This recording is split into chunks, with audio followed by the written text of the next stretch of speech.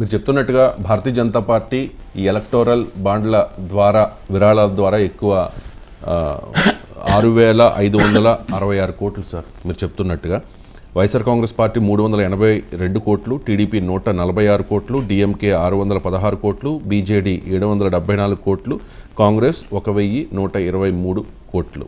So ఈ డబ్బు ప్రభావం ఎన్నికల ఫలితాల వరకే కాకుండా ఆ తర్వాత ఆ ప్రభుత్వం తీసుకునే విధానపరమైన నిర్ణయాల మీద కూడా ఖచ్చితంగా ఉంటుంది కదా సార్. ఉదాహరణకు సుప్రీంకోర్టే చెప్పింది కదా సార్, సుప్రీంకోర్టే చెప్పింది క్విడ్ ప్రోకో ఉంటుంది, ఉండే అవకాశం ఉంటుంది, మనీకి పాలిటిక్స్కు మధ్య నెక్సెస్ ఉంటుంది, అందుకే ఇది కొట్టివేసింది.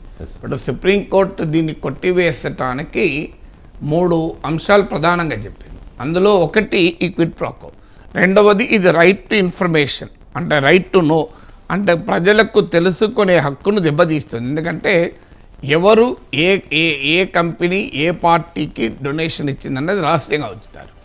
రహస్యంగా ఉంచడం వల్ల ప్రజలకు తెలుసుకునే హక్కుకి ఇది భంగము అని సుప్రీంకోర్టు. మూడవది ప్రభుత్వం ఏమన్నదంటే ప్రజలకు తెలుసుకునే హక్కు ఉన్న మాట నిజం, కానీ అదే సమయంలో దాతలకు కూడా వ్యక్తిగత గోప్యత ఉంటుంది కదా.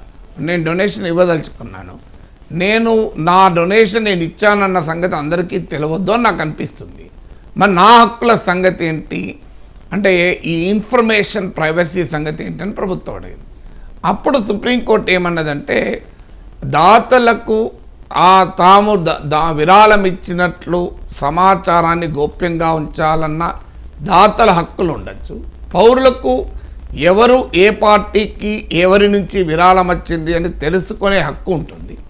ఈ 2 హక్కుల మధ్య ఏం చేస్తుందంటే కోర్టు తీర్పులు ఇచ్చేటప్పుడు ఈ విషయంలోనే కాదు ఏ విషయంలోనే కూడా డాక్ట్రిన్ ఆఫ్ ప్రపోర్షనాలిటీ లేదా టెస్ట్ ఆఫ్ ప్రపోర్షనాలిటీ అని ఉంటుంది. ఈ డాక్ట్రిన్ ఆఫ్ ప్రపోర్షనాలిటీని అప్లై చేసినప్పుడు ఈ రెండింటి మధ్య బ్యాలెన్స్ ఉందా లేదా అని చూస్తారు. సో రెండింటి మీద బ్యాలెన్స్ లేదు అని సుప్రీంకోర్టు కంక్లూజన్కి వచ్చింది. ఇది పౌరుల హక్కులకు భంగం వాటిల్లుతుంది కనుక it doesn't stand the test of proportionality. Test of proportionality అంటే ఇప్పుడు మనం ఎవరైనా ఒక తప్పు చేశారు, ఆ చిన్న తప్పు చేశారు, కెమెరా డైరెక్షన్ పక్కకు పెట్టారు, దాని వందుకు ఆయనను జైలుకు పంపారు 3 నెలలు. సో ఇలా కెమెరా వీడియో డిస్కషన్ లైవ్ నడుస్తుంటే కెమెరా సరిగా పెట్టలేదు, అందువల్ల అతనికి నేను 6 నెలల జీతం ఆపేస్తా అన్నాడు అనుకోండి. సో అది టెస్ట్ ఆఫ్ ప్రపోర్షనల్ నిలబడదు, ఎందుకంటే 6 నెలల జీతం ఆపేంత నేరం కాదు ఇది. సో ఒక ప్రోగ్రాంకు కెమెరా సరిగా పెట్టలేదంటే అతనికి కావాలంటే ఆ ఒక్కరోజు శాలరీ ఆపచ్చు, కానీ నువ్వు 6 నెలల శాలరీ ఆపుతా అంటే అది టెస్ట్ ఆఫ్ ప్రపోర్షనల్ నిలబడదు. అంటే కెమెరా పక్కకు పెట్టినందుకు శిక్షించాల్సిందే, తప్పేం లేదు, కానీ చేసిన నేరం ఎంత, ఇచ్చే శిక్ష ఎంత, ఈ రెండింటి మధ్య టెస్ట్ ఆఫ్ ప్రపోర్షనాలిటీ ఉండాలి. దీన్నే డాక్ట్రిన్ ఆఫ్ ప్రపోర్షనాలిటీ అంటారు. సో సుప్రీంకోర్టు ఏమన్నదంటే ఇది డాక్ట్రిన్ ఆఫ్ ప్రపోర్షనాలిటీకి విరుద్ధంగా ఉంది, టెస్ట్ ఆఫ్ ప్రపోర్షనాలిటీకి నిలబడదు అని కూడా తీర్పు చెప్పింది. అంటే చాలా క్లియర్గా అన్నిటికన్నా ముఖ్యమైనది చాలా స్పష్టంగా ఇది Nexus between money and politics. ఈ తీర్పులనే కాదు, కేంద్ర ప్రభుత్వమే నియమించిన గతంలో నియమించిన NN Vohra committee politician, business man, bureaucrat, criminal. So ఈ 4 మధ్య నెక్సెస్ ఉంది అంటే అని ఈ చతుష్టయం మధ్య నెక్సెస్ ఉంది అని కూడా ఎన్ఎన్ వోహ్రా కమిటీ పేర్కొంది. అందువల్ల ప్రమాదకరమైన నెక్సెస్ ఏంటంటే ఒక పొలిటీషియన్కు బిజినెస్ మ్యాన్కు నెక్సెస్, ఒక కార్పొరేట్ రంగానికి ప్రభుత్వానికి మధ్య నెక్సెస్. ఇది ఎంత ప్రమాదకరమో మనకు అమెరికా ఉదాహరణ చెప్తే సరిపోతుంది.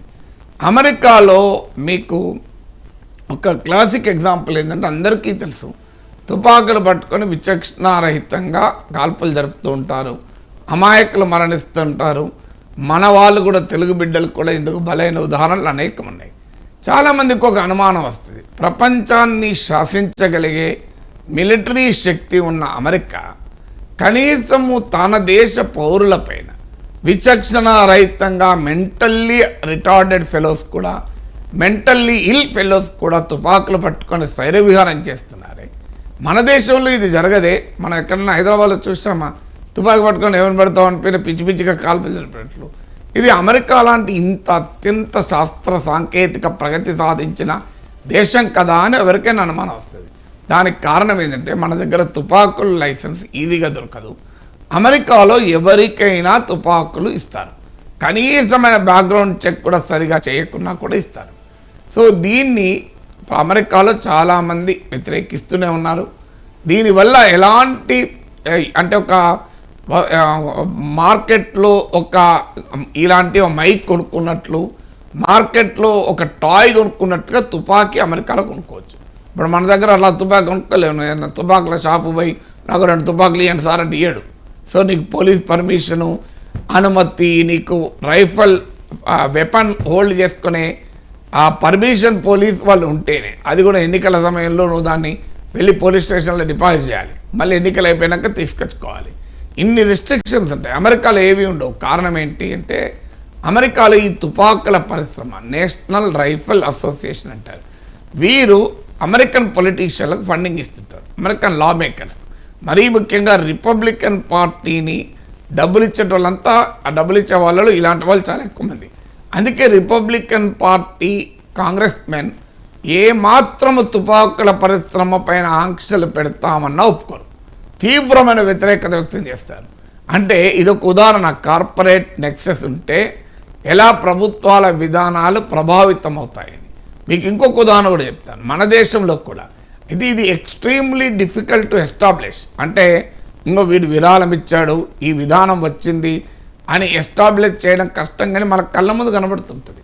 ఇవాళ కృష్ణా గోదావరి బేసిన్లో గ్యాస్ ధర నిర్ణయించేటప్పుడు చాలా క్లియర్గా రిలయన్స్ కంపెనీకి అనుకూలంగా ప్రభుత్వాలు ధరలు నిర్ణయిస్తూ వచ్చాయి. అంటే సామాన్యుడికి దాని భారం పెరిగినా వాళ్ళకు అనుకూలంగా నిర్ణయించడం మొదలుపెట్టారు. మీకు ఇప్పుడు రష్యా నుంచి చౌక చమురు వచ్చిందని మనం ఆనందపడ్డాం, కానీ దాంట్లో సగం మాత్రమే మన ప్రభుత్వ రంగ సంస్థలు తీసుకున్నాయి, లిటిల్ ఓవర్ 50%. మిగతాదంతా రిలయన్స్ అని ఇంకో కంపెనీ. ఈ 2 కంపెనీలు రష్యా నుంచి చౌకగా చమురు తీసుకొని భారతదేశం దౌత్యపరమైన విమర్శలు ఎదుర్కొన్న దాని ప్రయోజనం ఎవరు పొందారంటే భారత ప్రజలకు కాదు. ఎందుకంటే వాళ్ళు రిలయన్స్ కానీ ఇతర ప్రైవేట్ కంపెనీలకు కానీ ఇండియాలో డొమెస్టిక్ కన్జ్యూమర్స్కు ఫ్యూయల్ అమ్మేది చాలా నెగ్లిజిబుల్. వాళ్ళంతా ఇంటర్నేషనల్గా ఎక్స్పోర్ట్ చేస్తారు. అంటే రష్యా చమురు వల్ల భారతదేశం ప్రజల కన్నా ఎక్కువ రిలయన్స్ కంపెనీ లాభపడింది. అలాగే అదానీ కొరకు అవసరము లేకపోయినా విదేశీ బొగ్గు తీసుకోవాలన్న ఆంక్షలు వచ్చాయని విమర్శలు వచ్చాయి. ఇప్పుడు తెలంగాణలో కూడా మా సింగరేణి బొగ్గు ఉండగా మా విద్యుత్ ప్లాంట్లకు విదేశీ బొగ్గు ఎందుకు కొనాలి అని గతంలో కేసీఆర్ ప్రభుత్వం కూడా అభ్యంతరం చెప్పింది.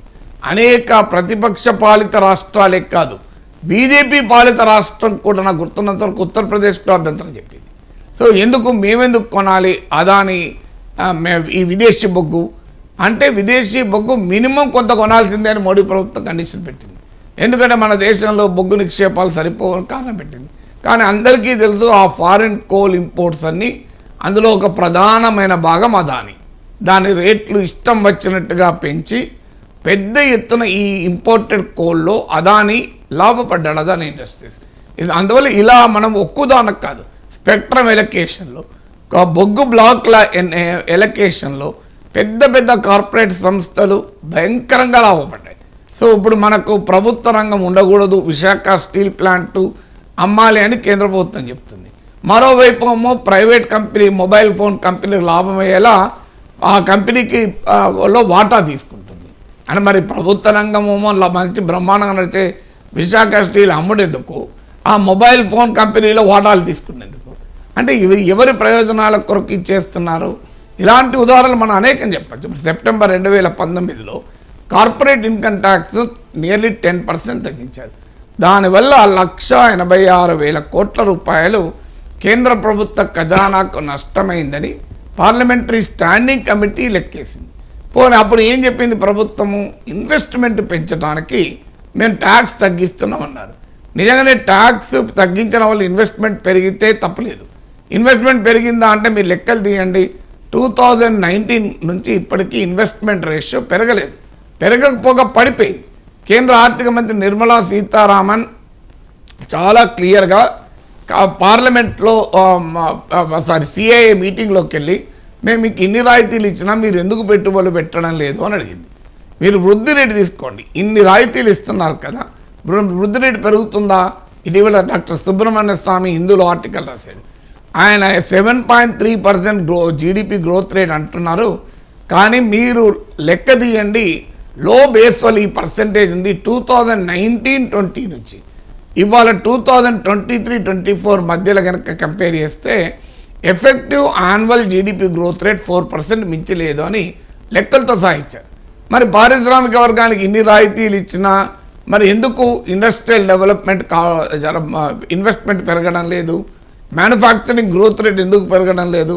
మరి ఈ రాయితీలను దిగమింగుతున్నారు కదా అని. కానీ కోట్లాది మంది మధ్యతరగతి జీవులు మా కాస్ట్ అంతా ఇన్కమ్ ట్యాక్స్లో రిలీఫ్ ఇవ్వండి అంటున్నారు. అంటే ఒక కార్పొరేట్ వారికి ఇన్కమ్ ట్యాక్స్లో రాయితీ ఇస్తే వాళ్ళు ఇన్వెస్ట్ చేస్తారు, ఎకానమీకి లాభం అంటున్నారు. ఒక మధ్యతరగతి వేతనజీవి సాలరీడ్ పర్సన్కు ఇన్కమ్ ట్యాక్స్లో రిలీఫ్ ఇచ్చినా కూడా ఎకానమీకి ఉపయోగపడుతుంది.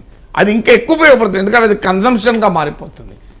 కన్జంప్షన్ ఇన్వెస్ట్మెంట్ డిమాండ్ క్రియేట్ చేస్తుంది. కానీ కోట్లాది మధ్యతరగతి వేతన జీవుల ఓట్లపైన గెలిచిన ప్రభుత్వాలు ఆ పార్టీ వారికి రిలీఫ్ ఇవ్వదు, కార్పొరేట్ రంగానికి రిలీఫ్ ఇస్తుంది. కార్పొరేట్ రంగంకు రిలీఫ్ ఇస్తే ఎకానమీ పెరుగుతుంది అంటారు. దీన్ని సమర్థించే మేధావులు అర్థశాస్త్రవేత్తలు ఉంటారు. కానీ అయ్యా, కార్పొరేట్ రంగానికి రిలీఫ్ ఇవ్వడం వల్ల ఎకానమీ పెరగదు. ప్రజల చేతిలో కొనుగోలు శక్తి పెడితే ఒక 10 కోటి మంది మధ్యతరగతి వేతన జీవులకు ఒక 5,000 రూపాయలు ట్యాక్స్ రిలీఫ్ వస్తే 5,000 కోట్ల ఎకానమీలో కన్సంప్షన్గా మారిపోతుంది. సో ఇది ఎకానమీ పెరగడానికి దోహదం చేస్తుంది. ఇన్ని ఉదాహరణలు ఉన్నా ఇంకా కార్పొరేట్ రంగానికి రాయితీలు ఇస్తూనే ఉంటారు. ఎందుకు ఇస్తుంటారు? That is the next, Supreme Court చెప్పినట్లు nexus between money and politics. మన కళ్ళ ముందు జరుగుతున్న ఇలాంటి వందల ఉదాహరణలు ఇవ్వచ్చు. ట్యాక్సెస్లో కానీ విధానాల్లో కానీ క్లియర్గా బడా కార్పొరేట్ రంగాలకు ఉపయోగపడేటువంటి విధాన నిర్ణయాలు ఉరికే వస్తాయా? ఇలాంటి విరాళాలు రావడం వల్లనే ఈ విధానాల్లో మార్పులు వస్తాయి. రైట్ సార్, చాలా డీటెయిల్డ్గా ఎక్స్ప్లెయిన్ చేశారు సార్. అండ్ నెక్స్ట్ టాపిక్ వచ్చి ఈ మేడిగడ్డ విషయంలో కావాలని చెప్పి రేవంత్ సర్కార్